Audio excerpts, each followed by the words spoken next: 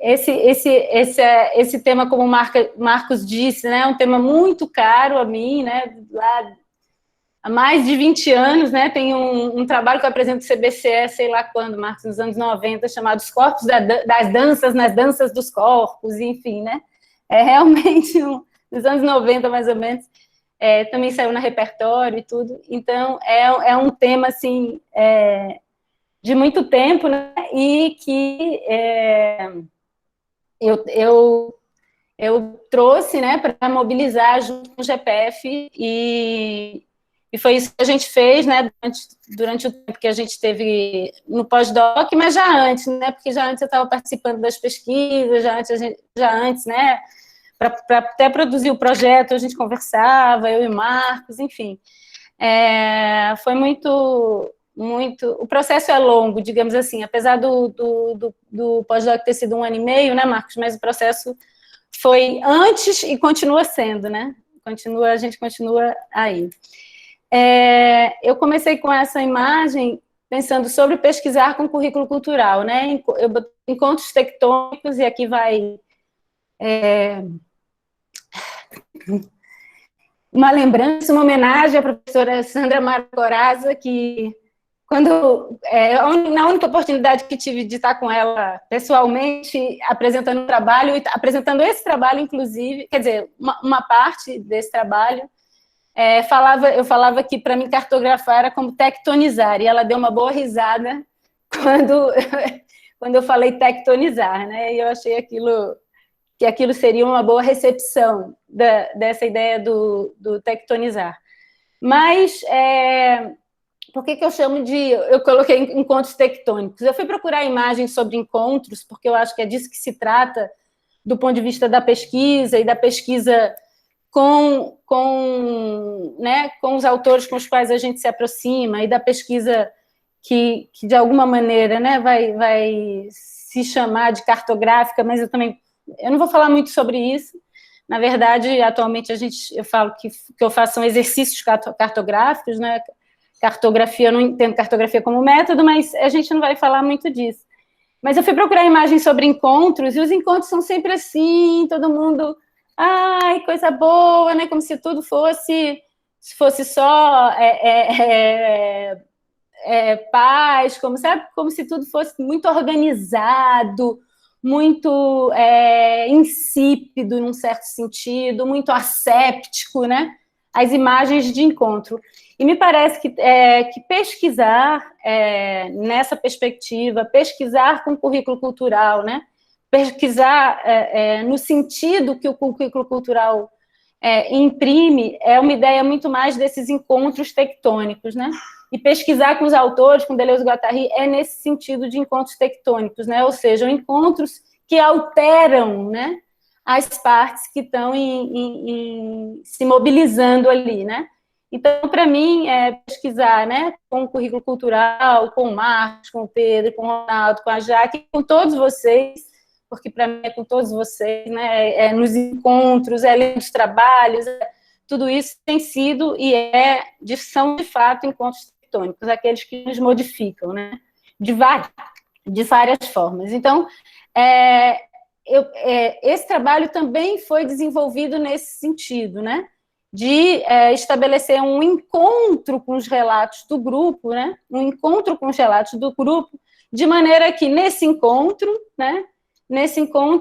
a gente movesse os relatos naquilo que eles já se movem, né, e os relatos também nos movessem. Assim como é um encontro entre eu, o Pedro e o Marcos, né, com esses relatos. É um encontro nosso e é um encontro com os relatos, né, e tudo isso se move, né, e vai criando alterações, né, na gente, nos relatos e no currículo cultural.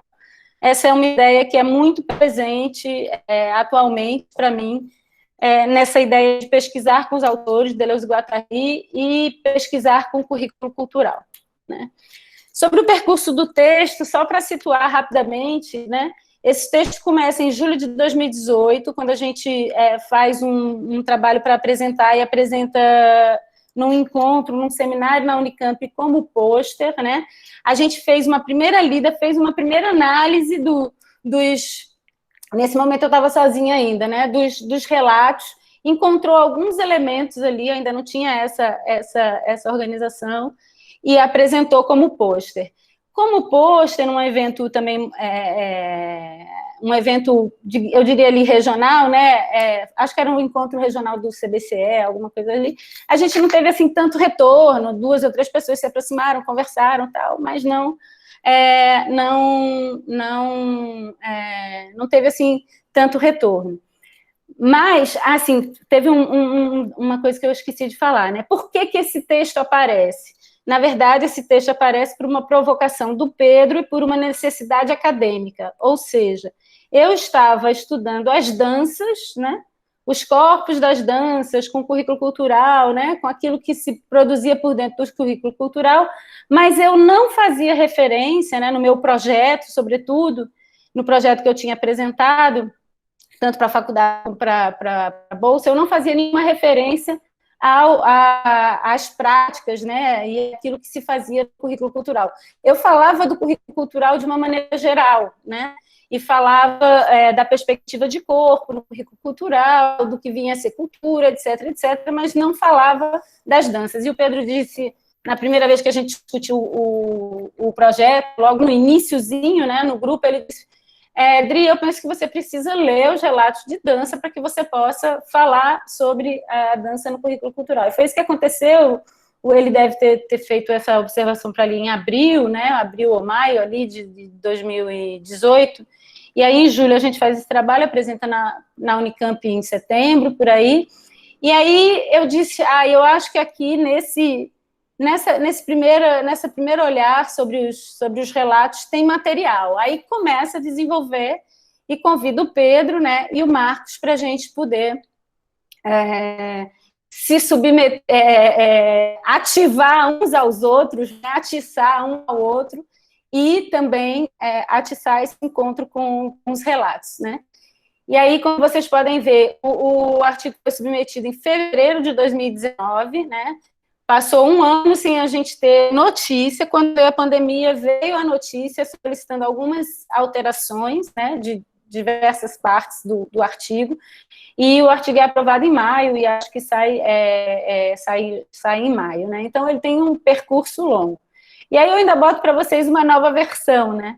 Porque a gente tinha mandado essa submissão em fevereiro, fez as alterações quando eles foram solicitadas, mas na escrita do livro, né, daquilo que a gente queria publicar como livro do trabalho de pós-doc, um dos capítulos é justamente sobre esses relatos, e já tem uma versão um pouco alterada. O livro acho que foi submetido em abril, mas as alterações que estão no livro não aparecem no artigo, porque a gente fez as alterações solicitadas pelos editores, tá? Sai no livro como existe uma versão desse capítulo publicada, assim, assim, assim. Bom, antes de aproximar lá dos relatos, né, a gente vinha já com essa discussão sobre o que seria a linguagem, né? A nossa grande discussão sempre foi a questão de não tratar a linguagem como representação, tratar a linguagem como produção, né? Tratar a linguagem como ação. E sobre isso, Glória falou na semana passada, né, que é a perspectiva também Foucaultiana, e é a perspectiva que está presente também, né, nesses autores, como autores que se colocam aí nesse campo pós-estruturalista, né, que entendem a linguagem como ação. E, nesse caso aqui, né, é o entendimento da produção de palavras de ordem, né, na relação de ação recíproca da forma conteúdo sobre a forma expressão. Ou seja, não existe correspondência, né, não existe isso representa aquilo, isso significa aquilo, né, não existe esse tipo de relação. O que está sempre em jogo é a ação, né, de, por exemplo, que é assim que a gente vai tomar, né, no caso do currículo cultural, as práticas corporais sobre os corpos, no caso que dançam, ou que jogam, ou que praticam esporte, etc., dos corpos sobre as práticas, né? E há nisso um jogo constante de transformações incorpóreas, né? E também isso também é atravessado, por exemplo, com a linguagem, né, com o discurso, não só com a linguagem corporal, como é o caso das práticas corporais, mas também a linguagem também provoca transformações incorpóreas. Então, isso era o centro, né, isso foi o centro do nosso trabalho nessa aproximação com o GPF. Nosso trabalho com o GPF foi esse. Era essa questão da linguagem não representacional, desde o início, tá? Por quê? Porque a gente vinha de uma formação aí, né, no campo da dança, em que essa relação de representação na dança, nas artes, de uma maneira geral, foi o grande tema, digamos assim, das artes no século XX, né? Então, e é um tema para esses autores também, né? Então, por conta disso, a gente vinha com essa temática e foi lá e se aproximou do trabalho dos relatos de dança do GPF, né? Lá no artigo a gente diz que são 15 trabalhos, são 15 trabalhos que tematizam a dança, de um universo de 113 trabalhos, né? Que ele tem, assim, alguma representatividade lá no campo dos trabalhos do GPF. São trabalhos entre 2009 e 2017, na medida em que a gente consegue identificar na leitura dos relatos o período, né? E é isso, a gente vai se encontrar, né, com esses relatos e, digamos assim, o entendimento da cartografia como um procedimento, né, não como um método, mas como um procedimento, a gente procura fazer o que a gente chamou mais para frente, não está nesse artigo, mas que a gente chamou de exercício cartográfico, que é esse exercício de encontro, de ação, né, da nossa ação sobre os relatos e dos relatos sobre nós, né? É esse jogo aí e que vai emergir desse trabalho, e aí emergir com os movimentos. E aí eu coloquei aqui só umas imagenzinhas, né, dessa ideia do que a gente entende o que é sobre pesquisar com as danças com o currículo cultural. Como é que a gente toma os relatos? A gente não toma os relatos como uma descrição da prática pedagógica. A gente toma o relato na sua materialidade. Embora no artigo a gente não analise tanto, a gente analisa a materialidade dos relatos na medida que a gente analisa daquilo que o relato fala, né? Daquilo que o relato, como ele se compõe, né? Ele se compõe, e nessa composição a gente encontrou 3 movimentos. Mas o que é muito caro a gente nessa perspectiva de pensar pesquisa a partir desse exercício cartográfico é entender que o relato ele age sobre o currículo cultural da mesma forma que o currículo cultural age sobre o relato. Tanto quanto as aulas nas escolas, tanto quanto as reuniões do GPF, tanto quanto as teses, dissertações, etc. Em tudo isso, o que está acontecendo é a ação do relato sobre o currículo cultural, do currículo cultural sobre o relato, e dos demais, de todos os demais, daquilo que a gente chama de jogos de linguagem, né? Que o currículo cultural produz e produz em abundância, né? Então, isso vai transformando o currículo cultural, né? Ao mesmo tempo que o currículo cultural vai transformando os relatos. Essa é a perspectiva com a qual a gente toma os relatos, a gente toma os relatos na sua materialidade, né? Não como uma representação da prática, não como uma descrição da prática, né? Por quê? Porque com esses autores não tem teoria e prática, ou seja, se é ação incessante da forma conteúdo, da forma expressão, de ação de um sobre outro, não tem teoria e prática, tudo é prática, no fim das contas, né? Lá no finalzinho do Diferença e Repetição, tem um epílogo lá, acho que do Lapujade, ele vai dizer isso, né? Tem a filosofia uma prática e tem outras práticas, né? Então, tudo é entendido como prática nesse sentido da ação de um sobre o outro e nesse sentido também de criação de transformações incorpóreas. E assim a gente vai tomar a ideia das práticas corporais e dos corpos, né, como formas de expressão, formas de conteúdo, e que a dança não representa, né, os corpos negros ou a cultura negra, não, né? Ela age sobre esses corpos e esses corpos agem sobre a dança, sempre num processo incessante e dinâmico, ou seja, isso está sendo sempre produzido. Essa é a ideia que está lá posta quando a gente se aproxima, né, dos relatos. Tá tranquilo até aqui? Tá tranquilo? É que eu não vejo nada, gente, eu estou vendo só o meu slide. Tá tranquilo? Super tranquilo. Andando super bem. Ok, eu estou indo rápido, né? A gente já está quase acabando. E aí, né, a gente se aproxima dos relatos, como eu disse para vocês, da materialidade desses relatos, né? E na materialidade dos relatos, a gente encontra 3 movimentos que estão lá presentes, né?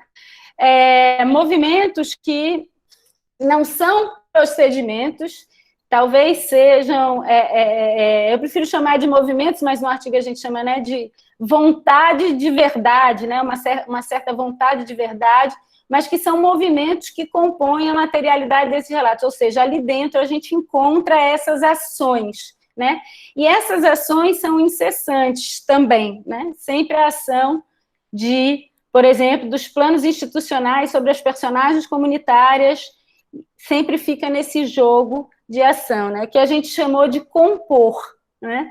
Então, em todos os relatos, né, ou na maior parte deles, há uma série de referências aos planos, aos projetos pedagógicos, aos planos, o Marcos que conhece mais, né, todo um conjunto de programas que existiam, né, nas escolas, no período estudado aí, que é no caso de 2009 a 2017, que são o período dos relatos, que eram programas nesse sentido de aproximar a escola da comunidade. E que, por dentro do currículo cultural, o que a gente vê é o acionamento desses programas, muito centrado e é muito presente, né, o acionamento de personagens comunitárias, ou aquilo que a gente chamou de corpos comunitários, que vêm para a escola, que entram na escola, que dançam na escola, que dão depoimento, né? Então, é esse jogo que a gente chamou de compor, né? O segundo jogo que a gente encontrou lá, o segundo movimento, a segunda ação, a gente chamou de multiplicar. Sim, e essa primeira ação, né, foi relacionada com a ancoragem social dos conteúdos, com o reconhecimento da cultura corporal da comunidade, com princípios ético-políticos do currículo cultural. Alguma coisa? Que eu estou ouvindo um sonzinho aqui. Tem alguma coisa? Tá tudo ok? Tudo certo, Adriana. Ah, tá. Pronto. A segunda ação, o segundo movimento, a gente chamou de multiplicar. E sobre isso vai falar o Pedro. Pedro, eu continuo apresentando, né? Por favor. Tá bom. Vai ficar aqui, você pode falar, que eu não estou vendo ninguém. Acho que eu vou entrar pelo celular.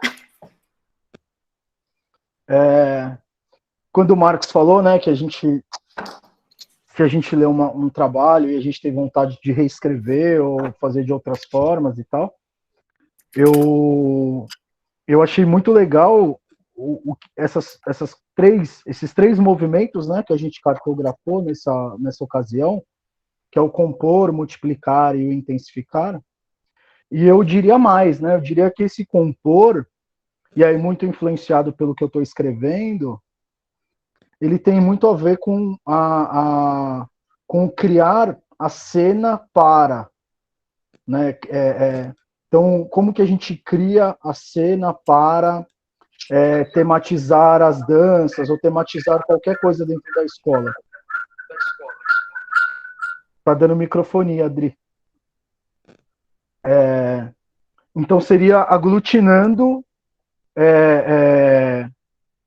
o que as pessoas estão falando sobre aquilo, aglutinando o conhecimento dos diversos grupos culturais sobre aquilo. Então, essa aproximação, né, de uma forma bem informal, né? Esse compor seria, ó, vem aqui, vamos todo mundo aqui, vem todo mundo junto, né? Vamos pensar sobre isso aqui. E aí seria o que o Deleuze e o Guattari vão dizer sobre instaurar um campo, né? Seria, isso não está no artigo, mas é o que eu penso a partir, né, lendo o artigo, é o que eu penso que a gente também poderia ter escrito nesse movimento de compor aí, né? E aí sim entram os personagens, né, entram os personagens, as pessoas, os currículos pré-escritos, entra tudo, né? Então, e aí pensar nesses três elementos como movimentos, né? Movimentos do pensamento, né? Sobre o multiplicar, também é algo que eu estou muito influenciado e estou escrevendo sobre isso na minha dissertação. Lembrei, claro, que a gente tinha colocado isso como um movimento dos relatos, né? Que era possível observar isso nos relatos que tematizaram as danças, ao passo que quando a gente começa a tematização de uma dança, essa dança vai sendo atualizada a cada aula, né? E essa atualização vai sendo esses deslocamentos, esses descentramentos, né? E essa lógica do né? Que a gente tanto fala, já fala há bastante tempo, né? Que é do Rizoma, que é Deleuze e Guattari. Então, uma determinada dança, ainda que ela seja experienciada num determinado local de uma determinada forma, essa forma ela não pode ser compreendida como a certa, a ideal, como a referência nesse plano de significação, né? Ela é mais uma dentre todas as outras experiências de diferentes grupos, em diferentes locais, que movimentam aquele tema, né? E aí, para deixar um pouco mais simples, esse multiplicar, eu lembro muito, e aqui eu acho que ele está aqui, né, é importante a gente fazer essas menções, quando na ocasião lá dos encontros do GPF, e que eu levei os relatos de experiência da minha escola para serem debatidos, discutidos, né, no GPF, eu lembro muito do Mário falando sobre o atletismo assim, mas você ainda está trazendo sempre o atletismo oficial, masculino e profissional, né? Ainda tem um significante que ele é mais importante do que os demais. E aí a gente também retoma aquela imagem do Deleuze, do Guattari, do rizoma e do arbóreo, né?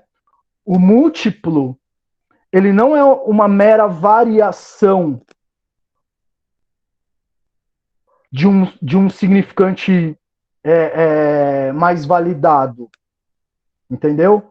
Então, até perde um pouco o sentido, eu estava conversando com a Adri, eu penso assim, quando a gente pensava em ressignificação, como adicionar novas significações para algo que já estava dado. Porque esse algo que já está dado, ele também é a variação de mais uma porção de formas de experienciar aquela prática corporal, né? A gente gosta muito aqui no grupo também, eu acompanho, né, sobre a editora N-1, né? Tem muitas pessoas aqui do grupo gostam dos livros e falam muito dos livros dessa editora N-1. E aí, como essas coisas estão relacionadas, né? A N-1, ela é justamente a multiplicidade. Então, a gente teria um N, que seria essa significação mais socialmente valorizada, mais poderosa, e o -1 seria aquilo que quebra, que tira ela, que desloca ela dessa árvore, do arbóreo, e coloca ela num plano horizontal, horizontal não é um bom termo, mas que quebra esse sentido arbóreo dessa significação, né? Então, quando a gente traz aí o que a gente observou nos relatos, há sempre uma referência às danças subtraindo o -1 daquilo que a gente entenderia como o sertanejo, o hip hop, né? E aí tem uma passagem aqui do Deleuze-Guattari que eu gostaria de ler, que vai dizer assim: é somente quando o múltiplo é efetivamente tratado como substantivo, multiplicidade, que ele não tem mais nenhuma relação com o uno como sujeito ou como objeto, como realidade natural ou espiritual, como imagem e mundo.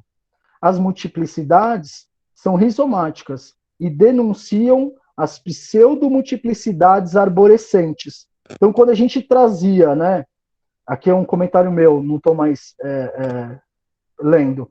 Quando a gente trazia, por exemplo, o futebol feminino como uma mera variação, quando a gente trazia, por exemplo, o futebol de rua como uma mera variação, a gente ainda mantém aquele futebol oficial masculino e que passa na televisão e de campo e de time e de clube rico como uma referência.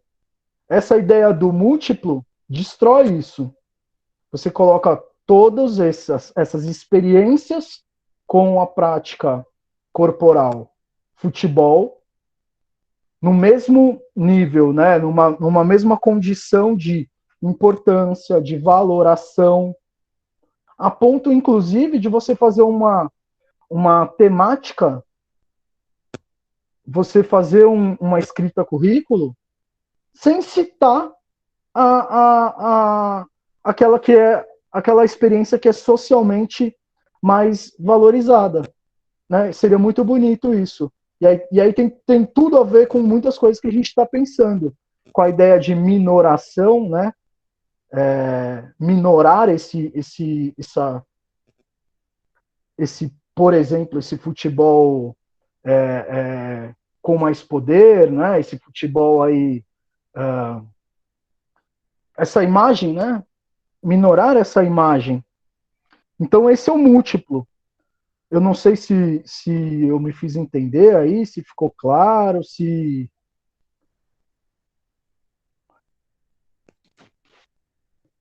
a Adri quer continuar agora com intensificar, a gente pode voltar a isso depois, né? A gente pode pensar em mais exemplos depois.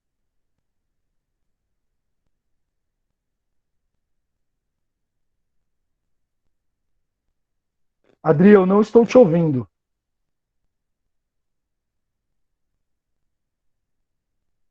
Marcos, eu abro o celular.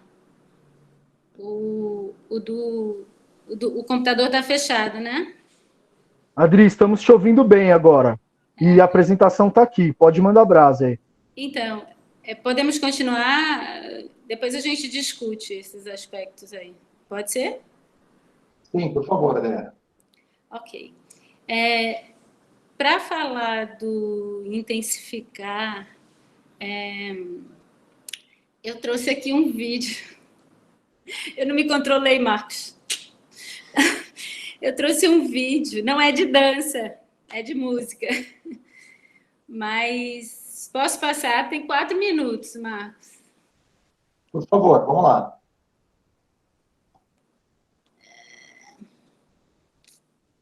Deixa eu entrar aqui.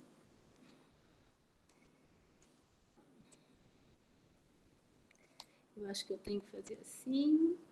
Tem que sair como... Desculpem. Peraí, deixa eu fechar isso aqui agora.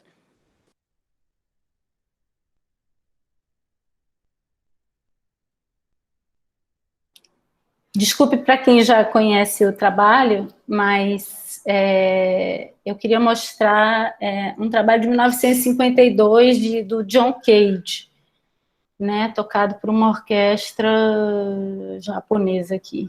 Deixa eu só colocar aqui. Estão vendo? Tá dando para ver? Tá dando para ver bem. Pronto, agora tem que ver se vai ouvir, né?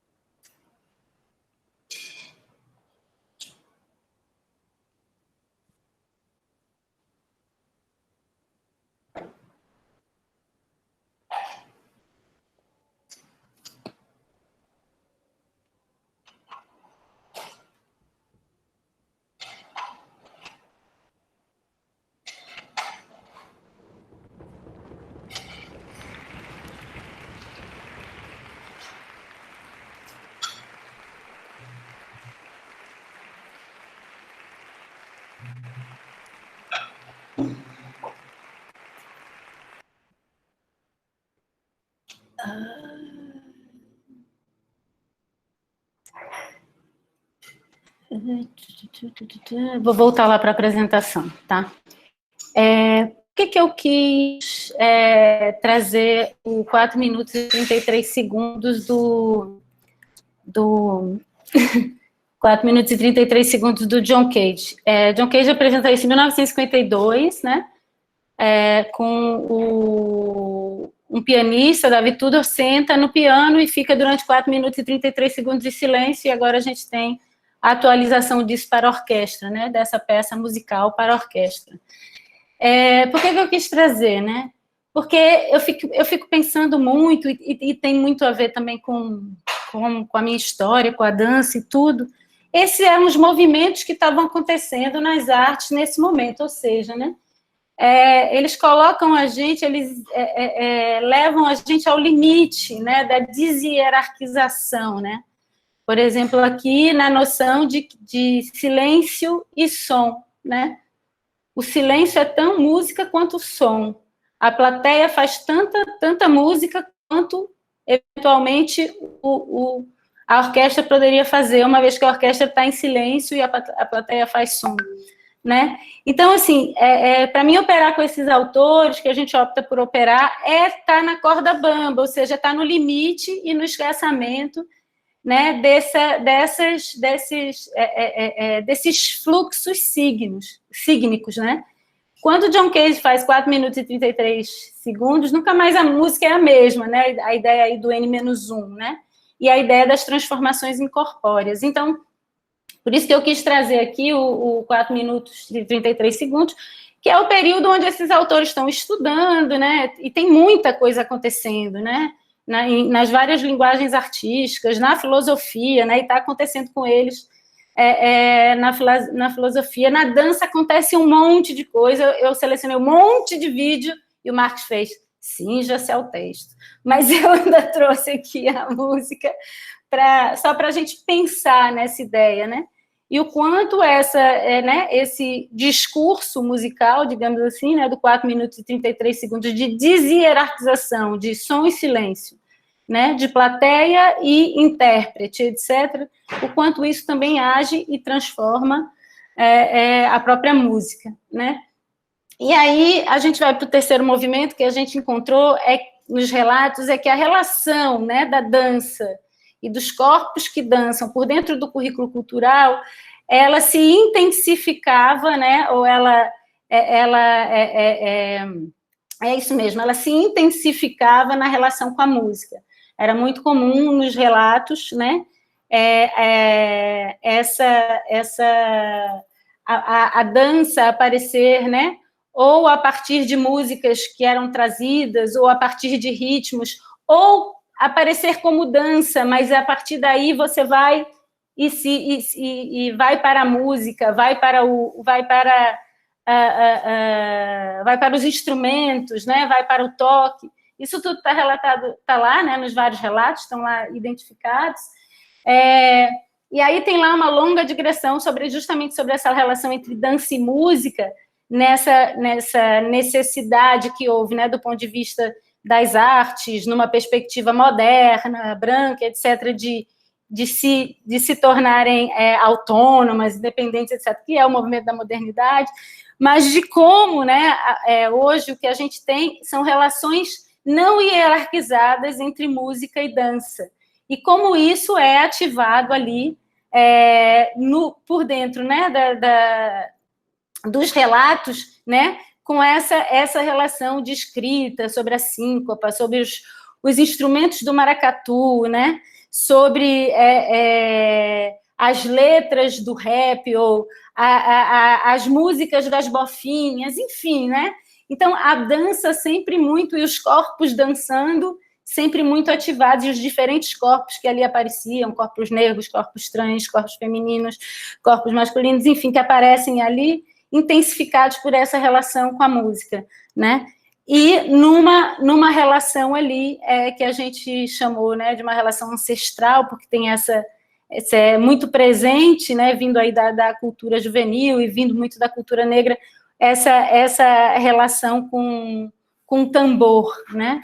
Um tambor com o grave das caixas de som, né? Com o grave como a gente tem aqui, né? Alto-falante de ouvido, etc. Então, esse foi o terceiro movimento que a gente encontrou muito claramente nos relatos. Né? E é sobre isso, o trabalho foi esse, o nosso exercício cartográfico, foi de cartografar essas ações, né, na materialidade ali dos relatos. E aí uma imagem que a gente... aqui não tá, desculpa, não tá... Né? Que era como a gente tentava ir pensando dança, né, não no sentido de hierarquizar, mas nesse sentido de fazer... no sentido de perceber essa relação de ação dos corpos sobre as danças e das danças sobre os corpos, né, e os diferentes corpos e as diferentes danças que iam ali aparecendo. E esses eram os exercícios que eu fazia, não só em relação aos relatos, mas que eu fazia também nas aulas, nas aulas dos colegas que eu acompanhei, mas isso nos outros trabalhos e nos outros exercícios cartográficos que a gente foi realizando. E no mais, né, vai aí a nossa gratidão por estar aqui partilhando